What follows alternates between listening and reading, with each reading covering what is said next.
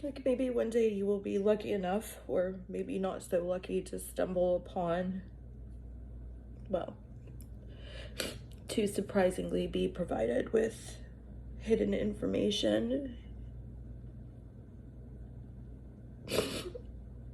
and witness statements, and I don't get it. I don't get how they get away with this. It has to stop. We have to unite, and we have to say that enough with the IEP meetings and enough with the roundtable discussions to go round and round and round and round. Like, why? What's the point? What's the point? Roundtable discussions are round for a reason, you know? There's no stopping point. There's no resolution. There's no such thing as working collaboratively with your district and at the local level. There's no accountability. And the things that I read, and I'm just like, my God, you know, just...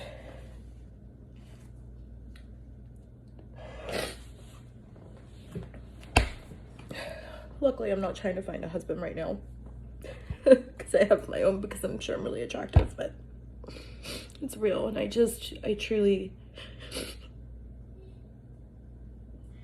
I just keep thinking about all these babies who can't use their voices, who are just so smart, and who maybe don't have parents that don't have the time like I do. And, you know, their parents never know that they're going through all of this. And I don't fault myself. This isn't a pity party, right? Like, I have been there 100% for Sienna.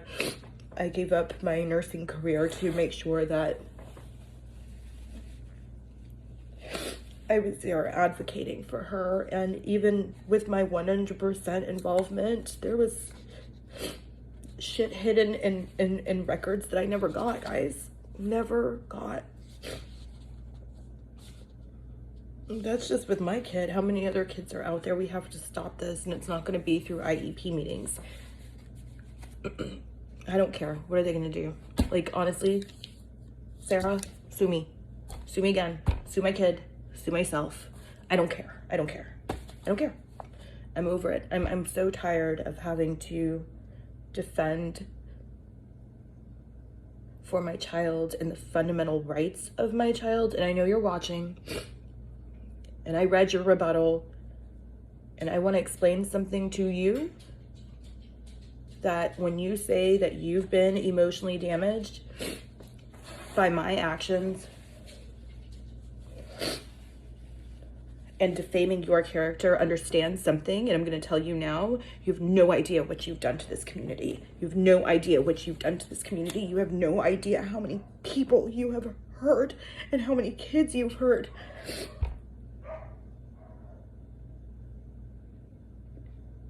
It's just so sad, and I'm so tired of being silenced by it. I'm so tired of people being silenced. I'm tired of the teachers not being able to say anything because they don't want to lose their jobs, and they don't want to be retaliated against, because that shit's real. And here I am looking like the crazy parent, right? Like, teachers thinking I'm like trying to go after them. I'm not going after teachers. That's not what I'm doing. I just want to change it. It just sucks so bad.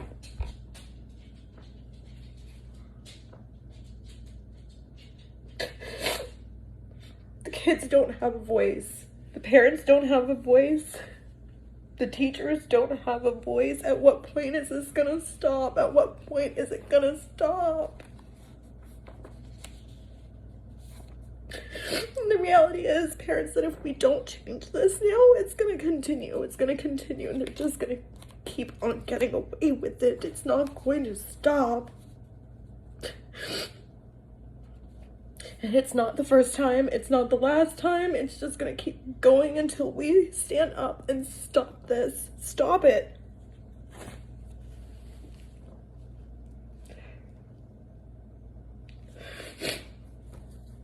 And the teachers pay the price, right? The teachers are the ones that pay the price.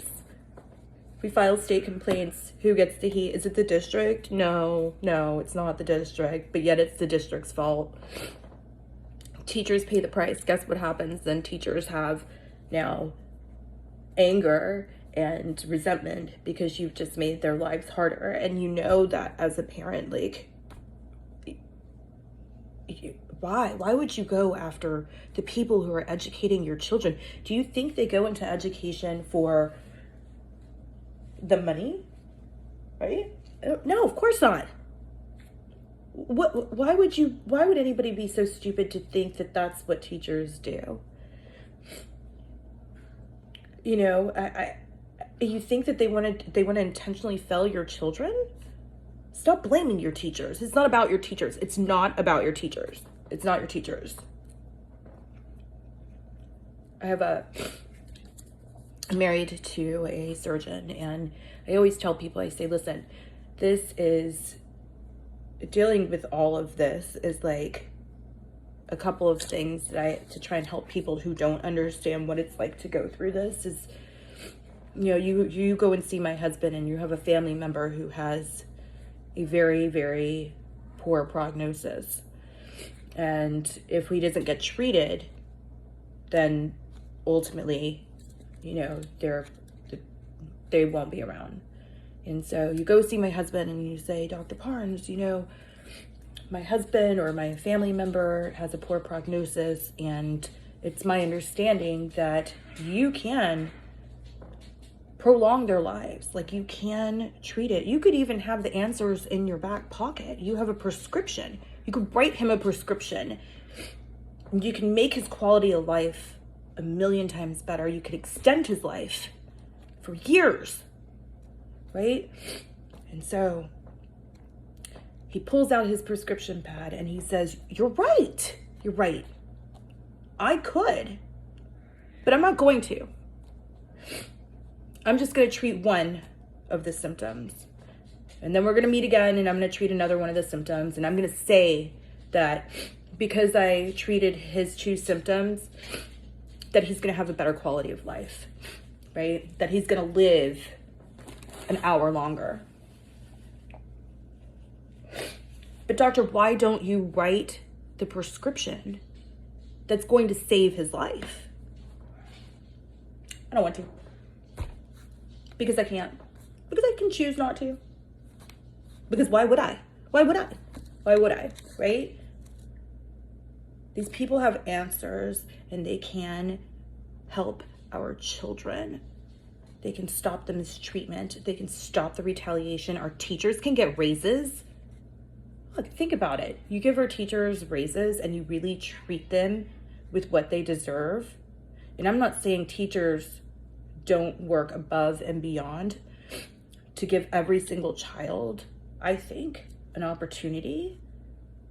But when you don't appreciate and boost morale and you are underworked and underpaid,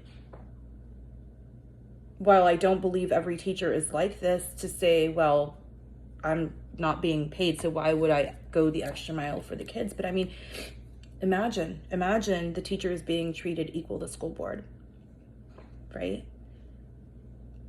Imagine that.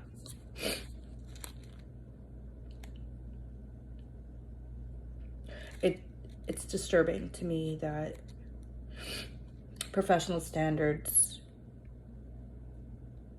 my complaint against Sarah Korn, I don't care. Sue me again. Where this whole time I've been fighting, saying that Sarah Korn implied that I was a racist. Going on media, doing everything. You know what they came back and said? Unconfirmed, that there's not enough information.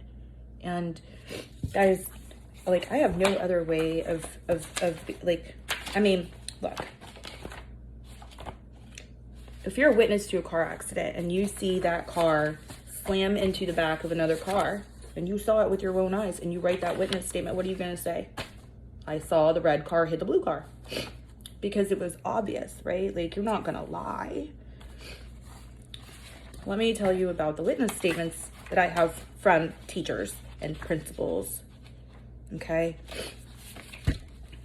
about my quote-unquote allegations. By the way, in an executive session, which I will share in my next session, do you want to know that the school board and Sarah Corn had them so convinced that I'm just a grieving mom?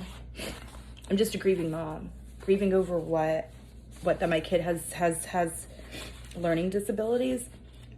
Let me explain something to you.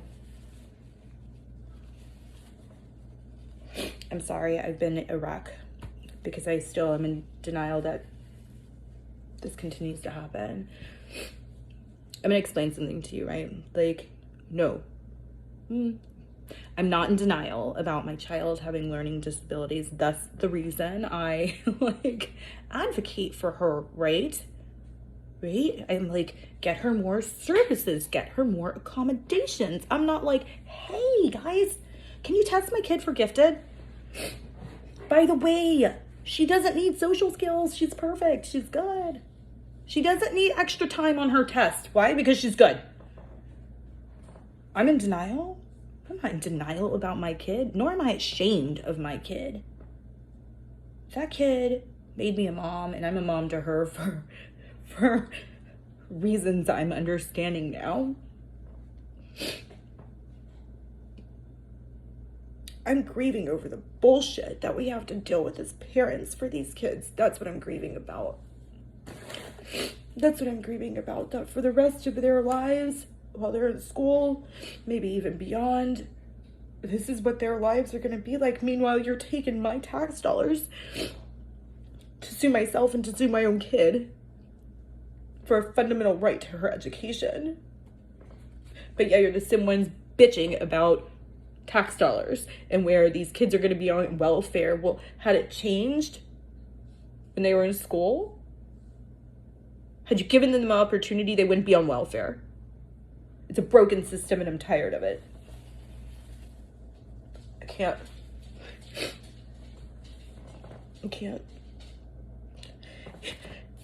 Here's a principal's statement about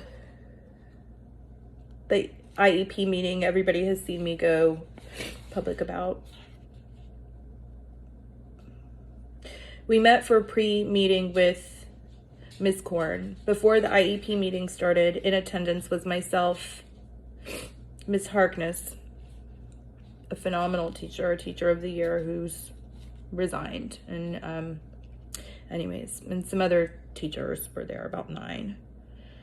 Long story short, the principal says, Ms. Korn briefed us on the parent, and in the course of conversation, she said to me that Joy Parnes, that's me, will not like me, and we all know why.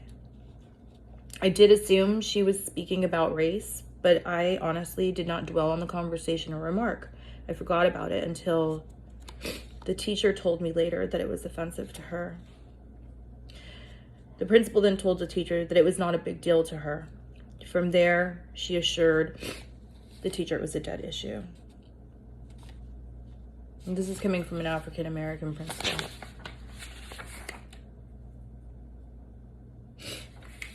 Here's another one. This is from Sienna's. I might as well buy stocking puffs.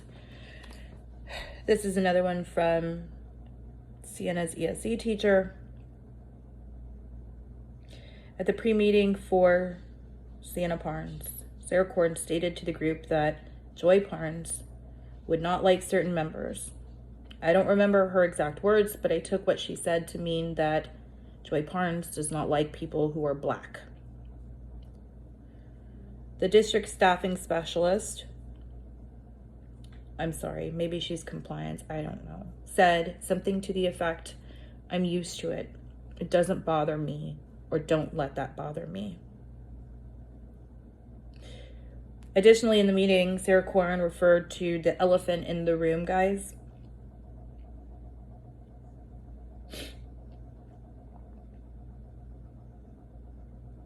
It's like the punch in the gut. Not possibly having the intellect to do the work, and you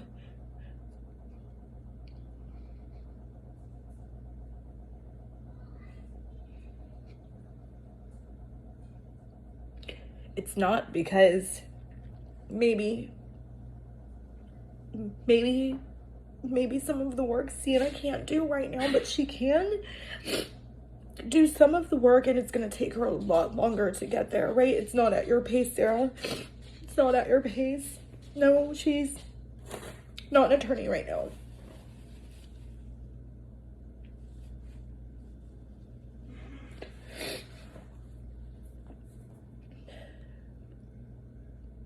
My child is very, very intellectual in her own way, and for you to sit there and say that about my baby,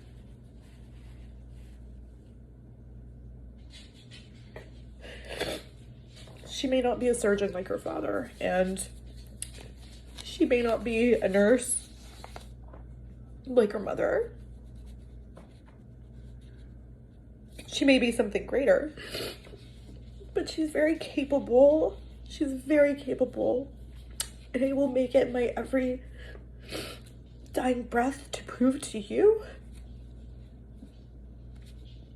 And I will push her and push her and push her to meet you across the side of a table at an IEP meeting on different sides. I will have my child meet you in court and litigate in court, and she will win. That's going to be my goal for her, and I look forward to the day that she does, because I'm going to tell you what, I'll invite you to her graduation.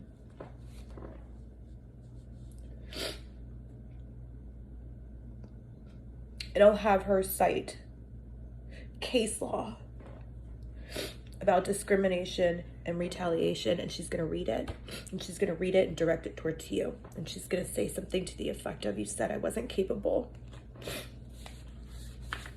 That's my goal. That's my goal.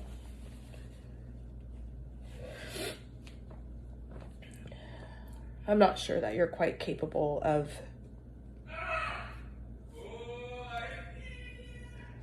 understanding and comprehending the pain.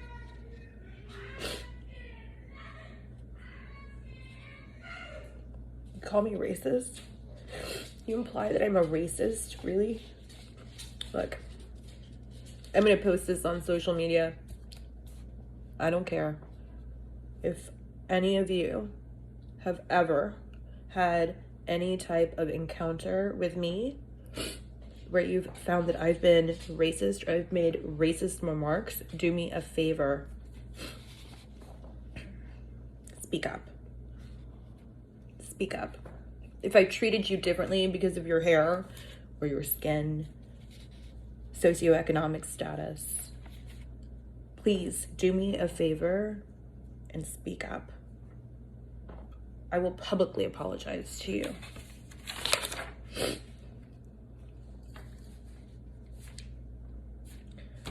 I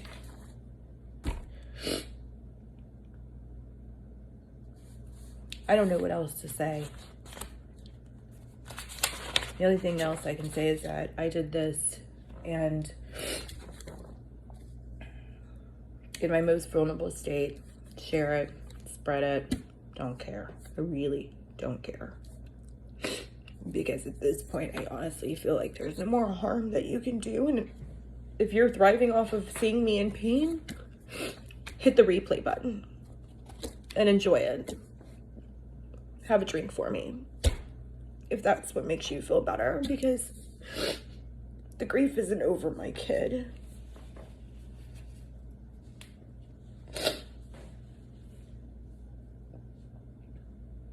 The grief is knowing that you send your kid to school and you think they do right by them, you know?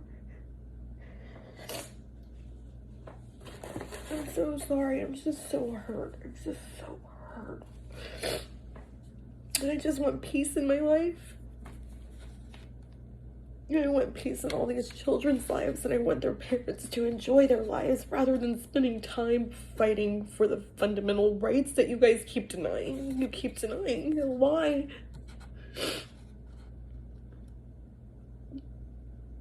You know, we just want them to succeed without the fight. Why? Why does there have to be a fight? It's one thing to be unreasonable. It's one thing to say, you know,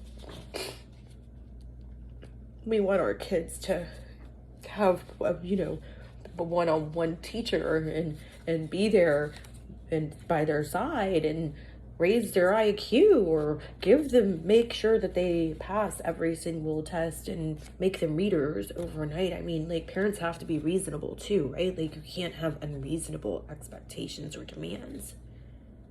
But even when a parent is trying to be reasonable with their expectations and try to work collaboratively with the district, with the state, doesn't matter. Doesn't matter. There's more accountability. Hey guys, listen to this. More accountability in running a stop sign. Furthermore, there's more accountability than going below, right? Under the speed limit in a school zone.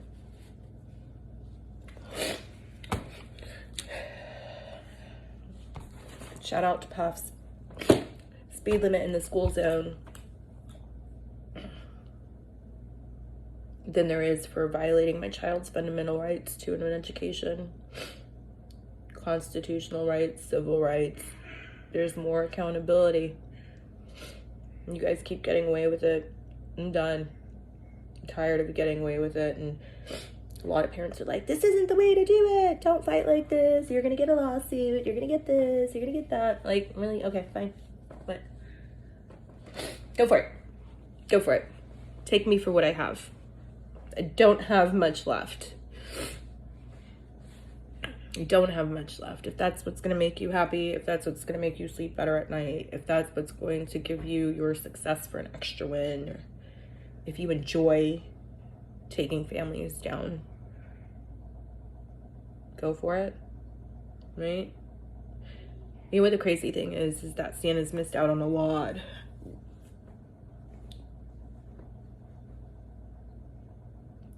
Santa's missed out on a lot of opportunities and for making friends and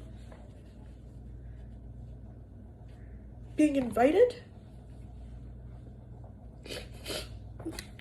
And because of me and my advocacy, because parents don't believe me and they think I'm crazy and I want the attention and I don't want the attention. I don't want the credit. In fact, like, I truly just want it to go away. And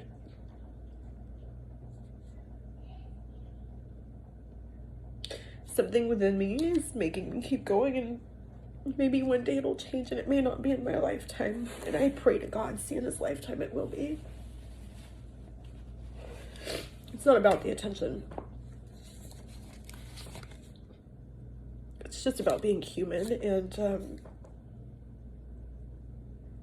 giving those who you don't believe in belief and a chance, and allowing families to relax, knowing that when they send their kids to school, you do right by them. You do right by these children, whether they have a voice or no voice, whether they are neurotypical or neurodiverse, whether they are deaf, blind, autistic, intellectually disabled,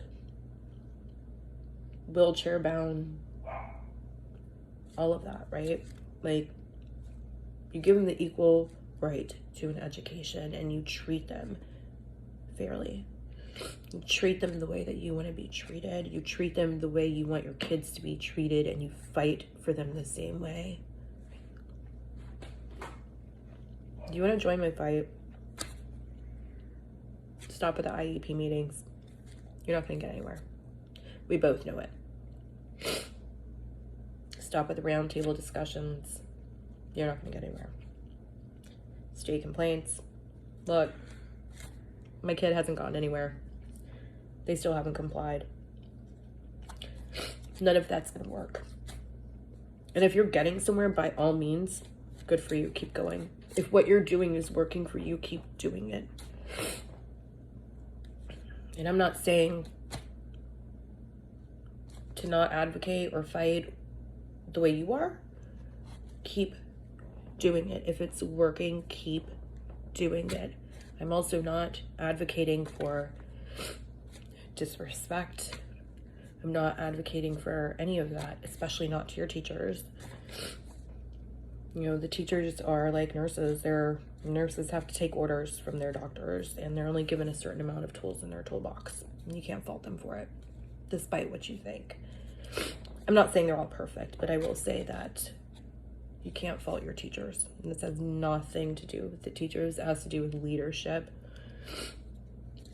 You can't lead students to success, Orange County, without being leaders yourselves. That is an unrealistic expectation. And it's a false statement. Because you haven't led my daughter to success.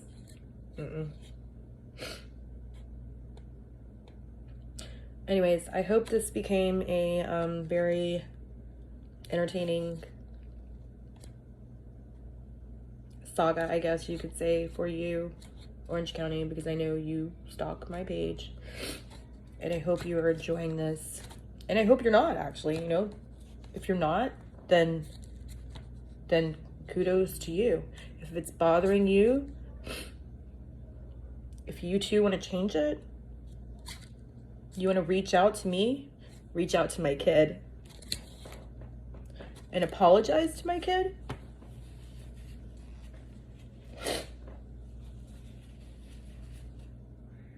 For everything she's gone through.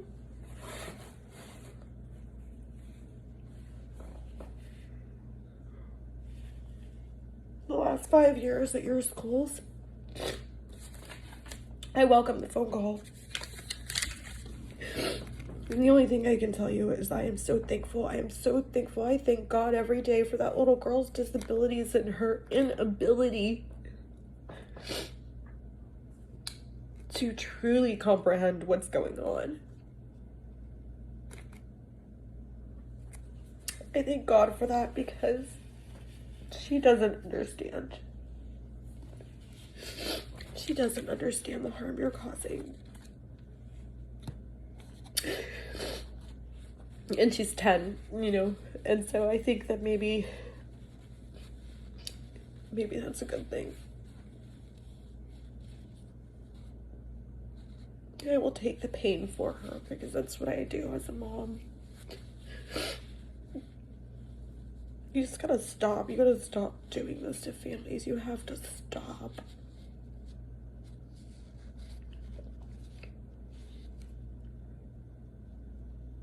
I don't know what it's gonna take, guys, but we gotta unite.